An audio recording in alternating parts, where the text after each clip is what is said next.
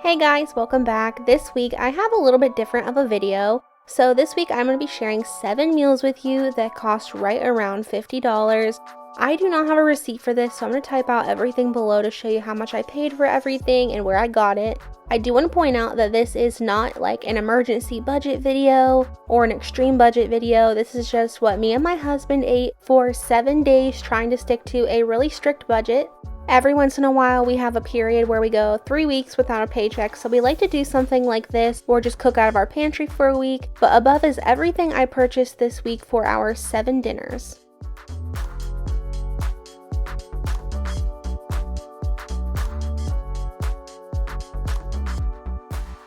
Our first meal of the week is a super simple barbecue chicken, corn on the cob, and homemade potato wedges. In this little bowl, I'm going to make a seasoning for our potato wedges. I'm adding 1.5 teaspoons of paprika, 1.5 teaspoons of salt, 1 teaspoon of garlic powder, onion powder, and then just a few shakes of pepper.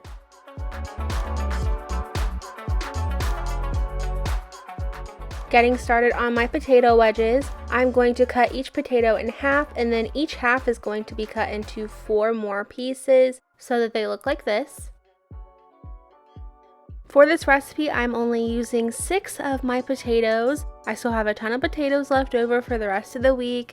These ones I am actually not going to be soaking, but I am going to show you that method later on in the video with another recipe. Now that all my wedges are cut up, I'm going to add them into a bowl and drizzle them with a little bit of olive oil.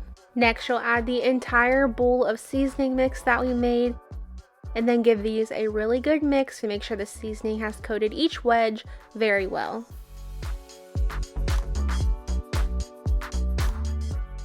Over to my baking sheet that I just sprayed down with a little bit of nonstick olive oil spray, I'm going to pour on my potato wedges, and you just want to try to spread those apart as much as you can. That way they're not touching each other. If they're touching each other, they're not going to get very crispy, so you want to try to give them all their own space. That way they get plenty crispy in the oven.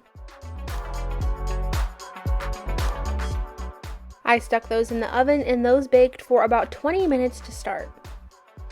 While my wedges were in the oven, I went ahead and started in on my chicken. I have 2 chicken breasts here that I'm slicing in half, and then I'm going to slice each of those halves into 2 to 3 more pieces, so I have several pieces of chicken.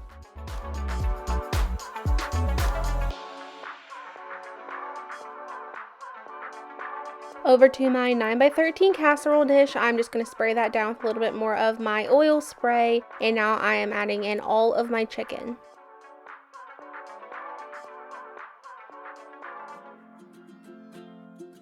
I'm going to lightly season my chicken on both sides with the following seasonings, no measurements, just a little sprinkle on each side: salt, onion powder, garlic powder, smoked paprika, and a little bit of black pepper.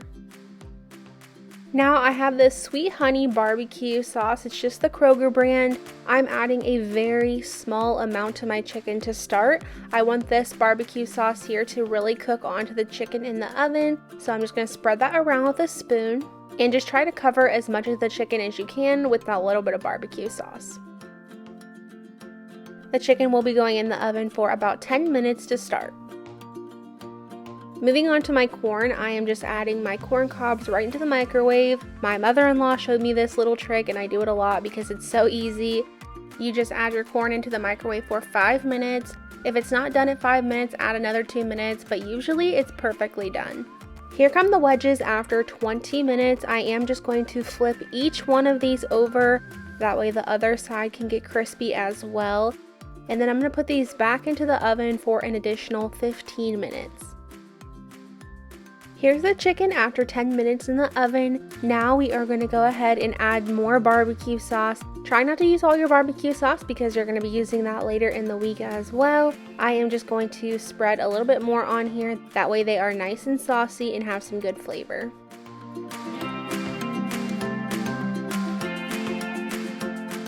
Back in the oven they go for another 5 to 10 minutes until they reach 165 degrees.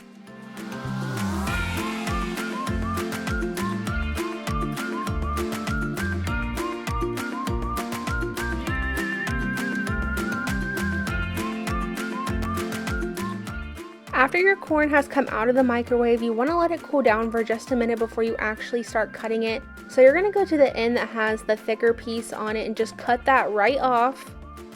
And then you should very easily be able to just pull down the outside and your corn should pop out without any little silk strands on it. And then I'm going to cut each of these in half, that way we have 4 pieces of corn. Here is what a finished plate would look like. I just sprinkled a little parsley over the top, added a little bit of butter to the corn, and this actually made enough for both of us to have a full belly of dinner this night, as well as leftovers for the next day for both of us, so I would feel safe saying this could feed a family of 4. Up next, we're making something I used to make for me and my little brothers all the time when I lived back at home. This is just a super simple taco mac. I'm starting by browning up 1 pound of ground turkey in my pot. You could also use ground beef, but ground turkey is a little bit more budget friendly, so that is why I'm using ground turkey. I'm also going to get a pot of water started for my macaroni noodles. And once your ground turkey is done cooking, go ahead and add in your taco seasoning. This is just 1 package of taco seasoning for 1 pound of ground turkey. I'm not adding any extra water to the ground turkey. On the back of the package, it does say to add water if you're adding taco seasoning, but there's no need to do that. Now that my water is boiling, I'm going to add my noodles in and just let those cook. Once my noodles are soft, I'm going to drain the water and bring it back over to my ground turkey and just add it right in there.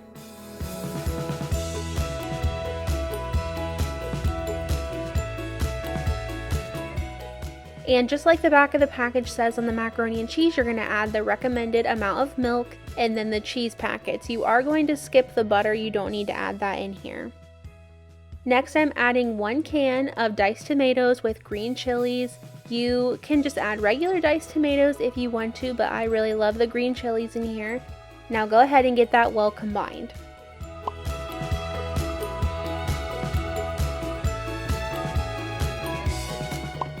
This week I did buy 2 blocks of Colby Jack cheese. It's a little bit more price effective to buy the blocks and then just shred them at home. I'm using 1 cup of that cheese on top of my taco mac. I just added my lid on and let that melt down.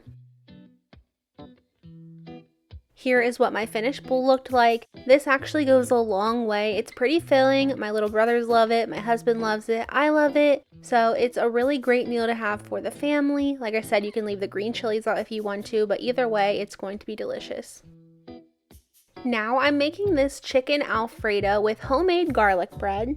I'm starting by preheating my oven to 375 degrees. Over to my big pot, I'm adding about a tablespoon of butter and just a small drizzle of olive oil. I'm going to let that heat up while I start cutting my chicken. These chicken breasts were pretty thick, so I just sliced them into thinner pieces and ended up with about 5 thin pieces of chicken.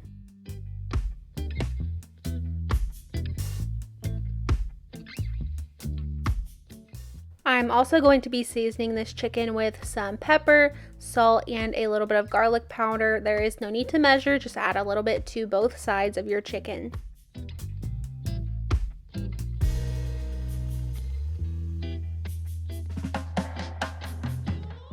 Now that that's seasoned, we're taking it over to our hot butter and oil. I'm going to lay a couple pieces of chicken in there. I actually had to do 2 batches just because it was a little too full in there. So I started with 3, and you're just going to cook those until they have browned on each side and are cooked all the way through to 165 degrees.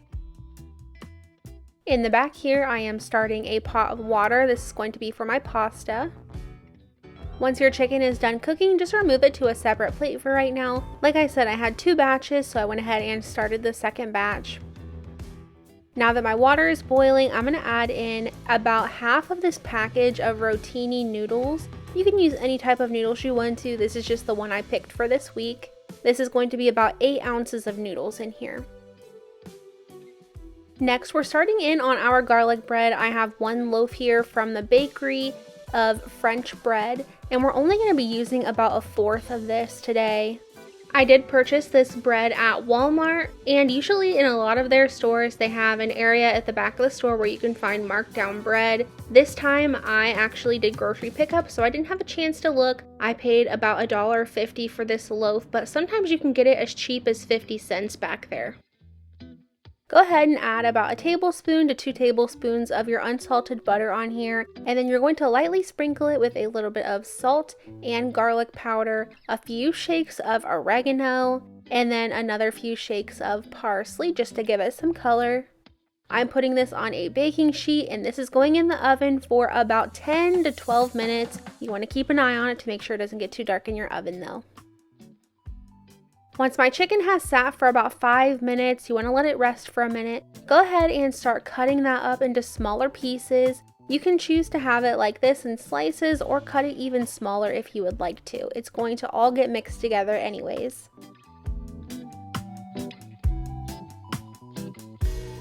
Here was my garlic bread coming out of the oven. I did go ahead and slice this into 4 smaller pieces, and honestly these small pieces were plenty.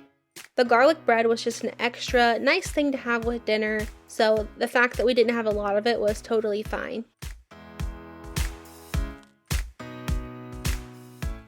Once my pasta was done, I just drained that over in my sink and then brought it back and added it into the pan where I cooked the chicken. You'll also want to add your chicken back in there after it's been cut up, and then 1 jar of your favorite Alfredo sauce. I just grabbed this one because it was the least expensive one. And to make sure I get all the Alfredo out there, I am going to add a little bit of my milk in there, give it a good shake, and add that as well. If your family likes broccoli, you can add 1 bag of these broccoli florets in here as well, but since my husband does not, I just steamed these in the microwave and kept mine separate.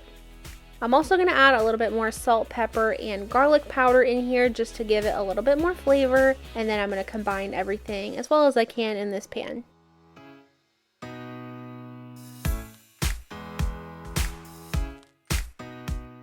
Over the top of my pasta, I am adding about a cup of my shredded mozzarella cheese.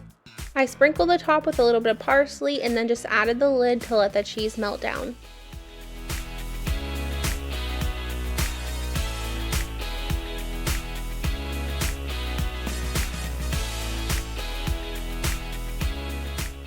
Here's what my finished bowl looked like with my garlic bread, and I did add the broccoli into my pasta. We had so much of this. It was super filling. I had a bowl and my garlic bread. My husband had 2 bowls, and then we had enough for 3 more bowls the following day, so plenty of food. Next, we're making this cheesy sausage potatoes with some green beans. I have about 8 potatoes here, about medium size. I am going to cube these into smaller pieces, and I'm leaving the skin on the potatoes, so make sure you wash those really well.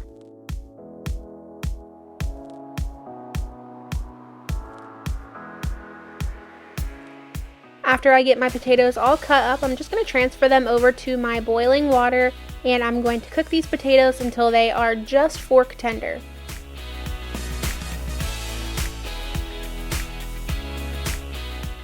While my potatoes are going, I'm starting in on my turkey sausage. I'm just going to slice both of these down the middle and then chop these kind of into half moon shapes.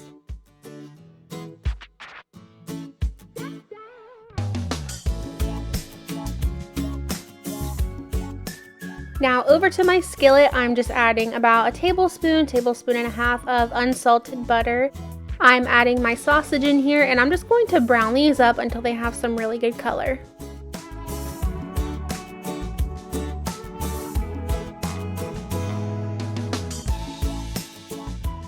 Go ahead and add 1 cup of milk. I do have my burner on a low heat now, so my milk does not curdle. You want to make sure you take your spoon and really scrape the bottom to pick up any flavor that has stuck to the pan. Now I'm adding in 1 cup of shredded Colby Jack cheese in here. We're going to let this cheese melt down and become a cheese sauce. I did stir this pretty much non-stop for about 5 to 7 minutes until the cheese really melted down. I did not want the cheese to end up in globs or really get stuck to the bottom, so make sure you keep a close eye on that. I drained my potatoes once they were fork tender, and now over to my sausage and cheese. I'm adding some seasonings, 1 teaspoon of garlic powder, 1 teaspoon of onion powder, and 2 teaspoons of Cajun seasoning. If you do not like Cajun seasoning, you can skip that and just change the seasonings up. The Cajun seasoning really does add some really good spice and flavor to this meal though. Now I'm going to go ahead and dump my cheese and sausage into my potatoes, and when you're mixing this together you want to make sure that you're folding the potatoes and not just stirring as hard as you can. If you fold the potatoes, you're less likely to break them apart.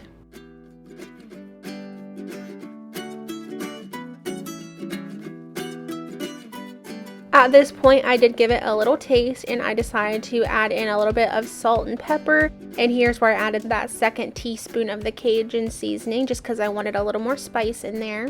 And again, I'm just going to fold this together. Here's what my finished plate looked like. I did make this as more of a budget meal, but my husband has asked me if I can make it again. He really enjoyed it. It was very good, lots of flavor. I did sprinkle some green onions over the top and served it with some green beans that I just cooked with a little bit of butter, salt, and pepper. Next up, we're going to be using the rest of our French bread to make French bread pizza with some side salad. I started by preheating my oven to 350 degrees. And over to my baking sheet that I lined with some parchment paper, I added my 3 pieces of my French bread. And I'm also going to spray that down with just a little bit of my olive oil spray and season it lightly with some garlic powder. I put these in the oven for about 6 to 7 minutes to start, just so I could make them a little bit more crispy, and that way the sauce will not make them soggy. This is the pizza sauce I bought. It's the Chef Boyardee pizza sauce. It was the most inexpensive at my store. You could also just use plain tomato sauce and add seasonings.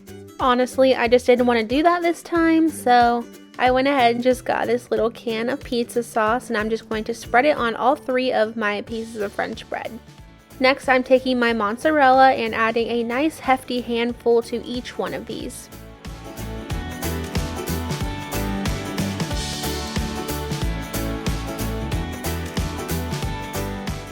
Of course, you can personalize these however you would like to. I am going to do pepperoni and cheese for us though, and I'm just going to add pepperoni all over these.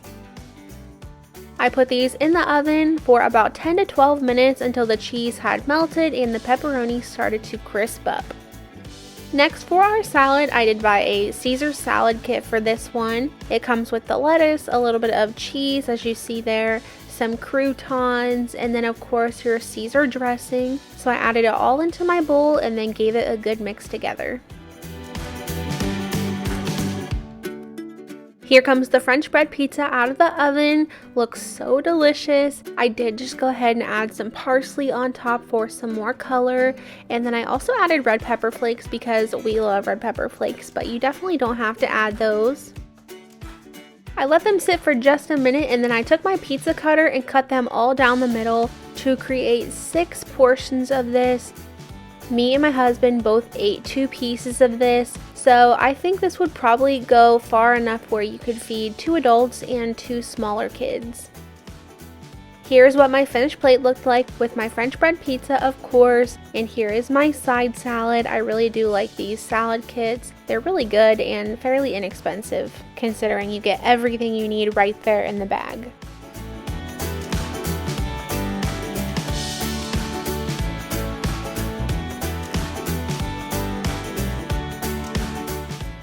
Next up, we're making some barbecue chicken and cheese fries, and I know this picture probably doesn't look the most appetizing, but they are actually very good.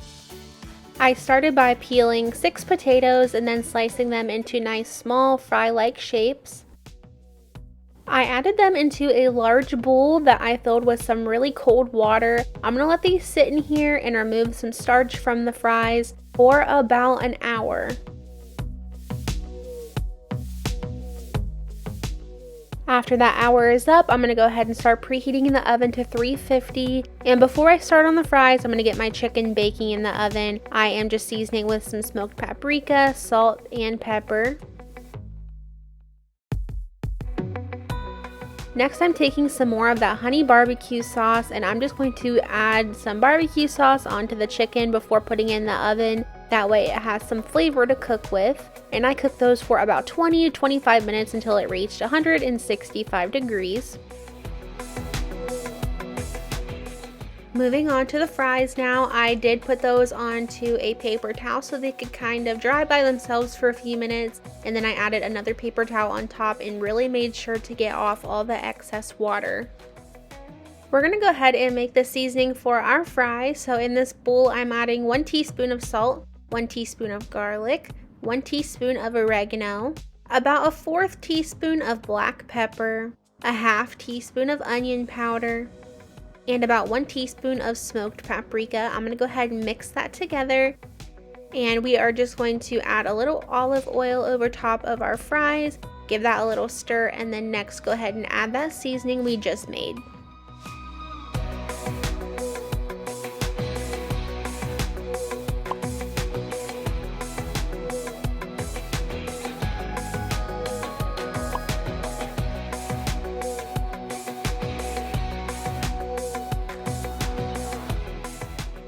Over to a baking sheet, I'm just going to add my fries on there, and you really want to try to spread these out the best you can. The more you spread them out, the crispier they'll end up being in the end. If they're laying on top of each other, they're not going to get super crispy.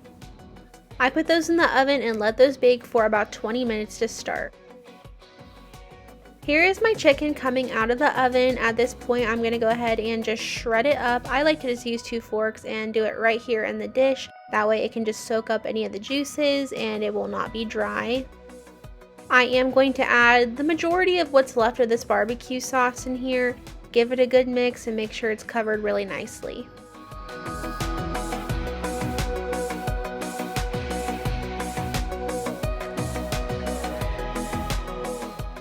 Here are my fries after the first initial 20 minutes in the oven. I'm just using my spatula to make sure I mix those up a little bit. I'm going to spread them back out and they go back in the oven for another 15 minutes.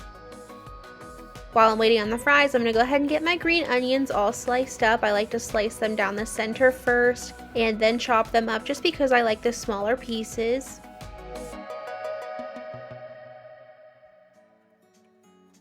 The fries should be done cooking at this point. I went ahead and just mixed them up, and then I brought them all more towards the center of the pan, and now we're going to go ahead and add our barbecue chicken over the top.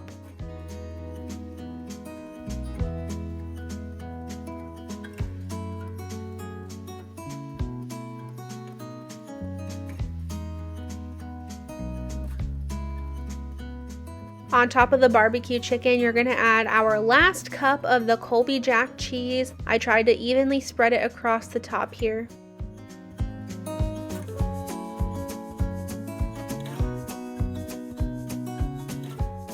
Back into the oven one more time for about 5 minutes just to make sure everything is completely warmed through. Then the cheese has melted really nicely. I did top it with those green onions. And then this is what your plate should look like in the end. This is really good with bacon on it. That's how you're actually supposed to make this recipe, but since we were doing this a little bit more budget friendly, of course I did not add the bacon, but this overall was very delicious. For the last recipe of the week, we are going to make some tuna noodle, and I know this recipe is going to be hit or miss. I just started by getting some water boiling for my pasta, and I'm going to be using the rest of the pasta that we used earlier in the week. There is about 8 ounces of rotini noodles.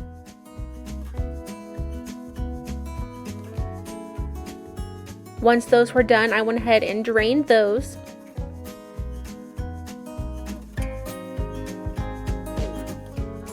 Now I'm adding in 1 can of tuna. This is tuna in water. I do not like to use the tuna in oil. It really grosses me out. So I have the tuna in water. And then we're also going to add 1 can of cream of mushroom soup.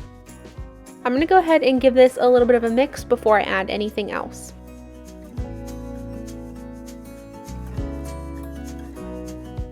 Now I'm going to use some of the 2% milk that I have. I'm probably only adding a 1/4 cup You can add as much as you want. It's mostly just to get it to a creamy consistency and not so thick. So if you want it to be a little thinner, you can add some more than this, but this is about perfect for me. Next, I'm adding in our last cup of the Colby Jack cheese for the week. I'm gonna let this melt down in here. And I do want to say, this is actually similar to how I would make tuna noodle, but not quite the same. I am leaving out a couple things I would normally do, like the onion. So I'm using some onion powder since I didn't put real onion in here. I'm gonna add just a little bit of that, maybe a 1/4 teaspoon. And I also am adding just a little bit of salt and pepper to taste. Something else I keep in my cabinets all the time is, of course, sugar. I do like to add a small amount of sugar in here. My mom always made tuna noodle pretty sweet, so I like to add just a little in here as well. Here is what my finished plate looked like. Like I said, I made some peas with this, with just a little bit of butter, salt, and pepper. And then on top of this, I had some Parmesan cheese left in my fridge. I went ahead and used that, but it's not necessary to top it with that.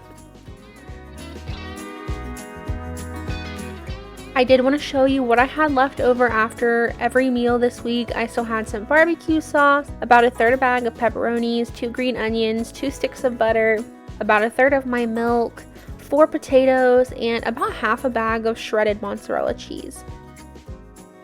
If you made it to the end of this video, I would love if you left a flower emoji down in the comments, just to let me know how many people actually watch to the end of these kind of videos. I thank you all so much for being here today. I hope you enjoyed, and I will see you on Wednesday.